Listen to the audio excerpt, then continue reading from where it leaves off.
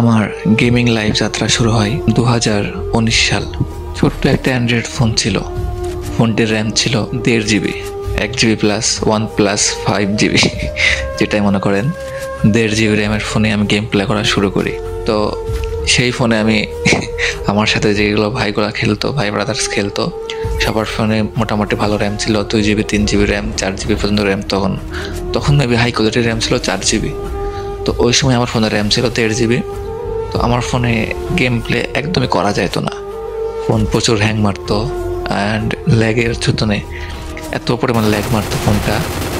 ল্যাগের কারণে একটা কান দিয়ে ফায়ার করবো একটা গুলি দিয়ে, তো যদি ডান দিকে ফায়ার করতাম বাম দিকে চলে যাইতো এনিমি, আর সামনে দৌড়াতে গেলে পিছন দিকে ঠাস করে ঘুরে যাইতো। অনেক প্রবলেম ছিল ফোনে। তো এমনি আমি প্রায় 1.5 বছর ওই ফোনেই গেম খেলছি। ওই সময় লকডাউন ছিল। লকডাউনের মধ্যে তো সবার ভালো ভালো ফোন ছিল। আমি গেম প্লেটা শুরু করছি কেমনি আপনাদেরকে শোনাই। ফার্স্টে আমি একদিন লকডাউনের আগে আমার এক বড় ভাই গেম খেলতো আমার পাশে বসে। আমি গেম প্লেতে বলে ভালো লাগতো না, তো আমি এমবি পড়তাম, পরে ইউটিউব দেখতাম। তারপরে আরও ওই যে আরেকটা গেম ছিল শ্যাডো ফাইটিং, তো আপনারা হয়তো বা গেমটা অনেকে খেলছেন। তো আমি তার পাশে বসে শ্যাডো ফাইটিং খেলতাম। আর তার গেম খেলা দেখে একটা সাউন্ড আসতো গেম প্লে থেকে, ডেঞ্জারের সাউন্ড, ডেঞ্জার জোনের একটা ভয়ঙ্কর সাউন্ড আসতো। সাউন্ডটা যখন শুনতাম পাশে যখন গেম খেলতো, তখন কেন জানি আমার অন্যরকম একটা ফিলিংস কাজ করতো। না, গেমটা খেলার দরকার একবার, মানে ভিতরে একটা ফিলিংস জাগতো গেমটাই ডেঞ্জার জোনের সাউন্ডটা শুনে। আপনারা জানলে অবাক হবেন, আমি এই ডেঞ্জার জোনের সাউন্ডটার জন্যই গেম প্লে করা শুরু করছি। কারণ আমি ভাবতাম যে যখন ডেঞ্জার জোনের সাউন্ড হয় তখন মানে এনিমি বা দুশ্মন আক্রমণ করবে, এমন কিছু ভাবতাম। আমি আর জানতাম না যে এটা হচ্ছে উপরে ডেঞ্জার জোন আছে, উপরে এখানে থাকলে মাথাটা বেয়ে পড়বে। তো আমি যখন গেমটি ডাউনলোড করি ফার্স্টে, তখন গেম প্লে করতে পারতাম না, কিছুই পারতাম না। এমনি ওই যে জয়স্টিকটা আছে না, ওটা তো টানে বেড়াইতাম, আর গান যেটা পারতাম ওটাই নিয়েই ঘুরে বেড়াইতাম। তো আমি ক্লাসিক খেলে বেড়াইতাম। ক্লাসিকে তো বট পরে ভালো লাগতো খেলতে। তো এমনি আমি প্রায় 15-20 দিন খেলছি, প্রায় 2-3 সপ্তাহ খেলছি। খেলার পরে একদিন আমার বড় ভাই বলে, এই তুই ক্লাসিক খেলিস কেন? এইদিকে আমি ক্লাসিক খেলতে খেলতে আমার লেভেল হয়ে গেছে 20+, প্রায় তখন মেবি আমার লেভেল ছিল 23। হ্যাঁ, ওই সময় আমার এক ভাই বলতেছে, দেখ তুই এই ক্লাসিক সারাদিন খেলে কি লাভ হবে, তোর কোনো ফায়দাই হবে না। তুই বিয়ার র্যাঙ্ক খেল, অনেক মানে লেভেল আপ হবে, আর তুই হিরোইক উঠতে পারবি। হিরোইক এটা কি বুঝতাম না। তো এটা দেখার জন্য আমি বিয়ার র্যাঙ্ক খেলা স্টার্ট করি। তো প্রথম যেই ম্যাচে নামছি ভাই, আমি ওই ম্যাচে নামার সঙ্গে সঙ্গে মেরে দিস আমারে। আমি বলছি ভাই আমি গেম খেলবো না, বিয়ার র্যাঙ্ক খেলবো না, আমি ক্লাসিক খেলবো, আমি এখানে মারতে পারি, বিয়ার র্যাঙ্কে এনে আমি মারতে পারি না। তো এটা শুনে আমার ভাই বকা দিছে আমারে, তুই বিয়ার র্যাঙ্ক ক্লাসিক খেলে কোনো লাভ নাই, শুধু সময় নষ্ট হবে, তুই বিয়ার র্যাঙ্ক খেল, অনেক কাজে লাগবে। বিয়ার র্যাঙ্কে ডায়মন্ড উঠতে পারলে এই দেয়, এগুলা গিফট অনেক কিছু পাবি। তো অনেক গ্রুপে গেলে তখন যখন শুধু ক্লাসিক খেলতাম গ্রুপ থেকে কিক করে দিত। বাট আমাকে বলতেছে যখন তুই ডায়মন্ড হিরোইক উঠবি তখন তোকে সবাই সম্মান দিবে। দেখতাম যে অনেকে গ্রুপে গেলে যারা ডায়মন্ডে আছে, হিরোইকে আছে, ওই দেখলে ভাই বিগ ফ্যান করতো। তো আমার ইচ্ছা ছিল আমাকে বিগ ফ্যান বলবে। তো তখন আমিও গেলাম বিয়ার র্যাঙ্ক খেলার জন্য। তো শুধু যাই পড়ি আর মরে যাই, গেম প্লে আর করা হয় না, করতে পারি না, শুধু মাইনাস খাই। টানা 3 দিন খেলার পরে ভাই আমি ব্রোঞ্জ থেকে সিলভারে উঠছি।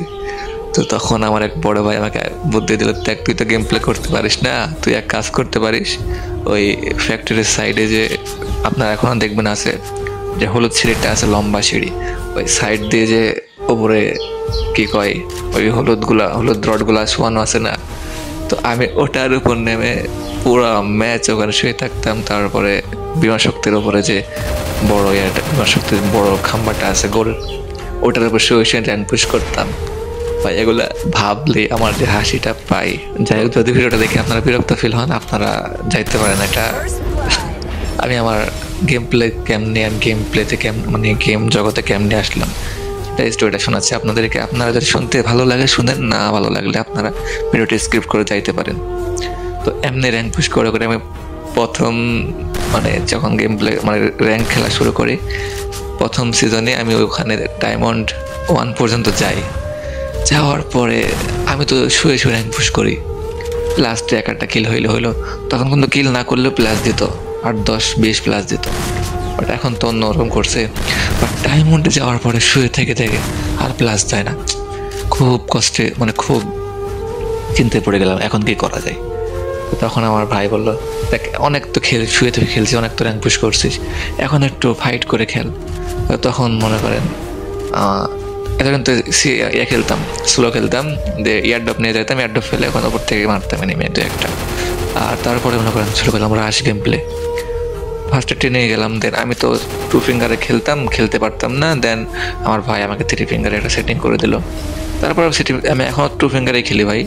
বাট 3 ফিঙ্গার করার পরে আমি 1 মাস পর 3 ফিঙ্গারে খেলছি, বাট খেলা পারি না তখন। তো 2 ফিঙ্গারে আবার শিফট করলাম, যে ভাই 3 ফিঙ্গারে পারতেছে না, 2 ফিঙ্গারে খেলবো। 2 ফিঙ্গারে আমার খেলা অনেক ভালো লাগে, 3 ফিঙ্গার অনেক প্যারা লাগে, মাথায় যন্ত্রণা করে, মানে এনিমি বুঝতে পারি না কোন দিকে যায়। তো আমি আবার 2 ফিঙ্গারে খেলা শুরু করলাম, দেন ট্রেনিং করলাম। তারপর আসলে হচ্ছে ক্লাস স্কোয়াড। আগে কিন্তু ক্লাস স্কোয়াড মোডটা ছিল, বাট সিএস র্যাঙ্ক মোডটা ছিল না। এটা মেবি আসছে এই ক্লাসিক স্কোয়াড মোডটা আগে থেকে ছিল, মেবি অনেক আগে থেকে। বাট সিএস র্যাঙ্কটা মেবি আসছে হচ্ছে আমার মনে হয় 22 সালে বা 21 সালের লাস্টের দিকে আসছিল। তো তারপর আসলে সিএস র্যাঙ্ক যখন আসে, তারপর থেকে খেলা শুরু করলাম সিএস র্যাঙ্ক। তো আমি ভাই সিরিয়াসলি আমি বিআর র্যাঙ্ক খেলে আমি গেম প্লে টোটালি পারতাম না, একদম বট। আমি প্রায় 1 বছর খেলে আমি গেম প্লে টোটাল কিছু শিখতে পারছিলাম না। তো যখন সিএস র্যাঙ্কটা আসলো, মানে সিএস র্যাঙ্কে আমি এত পরিমাণ আসক্ত হয়েছি, মানে দিন রাত 24 ঘন্টা শুধু সিএস র্যাঙ্ক খেলতাম। প্রথম সিজনে আমি চলে গেছি হিরোইক, ভাবছেন। তো সিএস র্যাঙ্ক গেম প্লে করতে মনে করেন গেম প্লেটা অনেক হার্ড হয়েছিল। দেন বললাম না ফার্স্টে আমার যে 1.5 GB র্যাম অ্যান্ড্রয়েড ফোন। তো যখন সিএস র্যাঙ্ক মোডটা আসছে, তার কিছুদিন আগে আমি একটা ফোন চেঞ্জ করছি। তখন হাতে কিছু টাকা পয়সা আসছিল, এটা 2022 সালের দিকে হয়তো বা। তো তখন একটা ফোন কিনছিলাম, ফোনটার নাম ছিল Realme 5i। তো ওই সময় ফোনটা অনেক বেশি মার্কেটে চলতেছিল, সবাই এই ফোনটার বিষয়ে বলতেছিল যে ভাই এই ফোনটা কিনো ভালো হবে। তো এই ফোনটা কিনছিলাম, কেনার পরে আলহামদুলিল্লাহ অনেক ভালো গেম প্লে করতে পারতাম। তো ওই ফোনটা বেশি দিন রাখতে পারি নাই, কোনো একটা কারণে নষ্ট হয়ে গেছিলো। দেন তারপরে আরেকটা ফোন কিনলাম, Vivo Y02T, নর্মাল ডিভাইস, মাত্র 15,000 টাকা দিয়ে কিনছিলাম এটা। তো এটা মাত্র 1 মাস ব্যবহার করছি।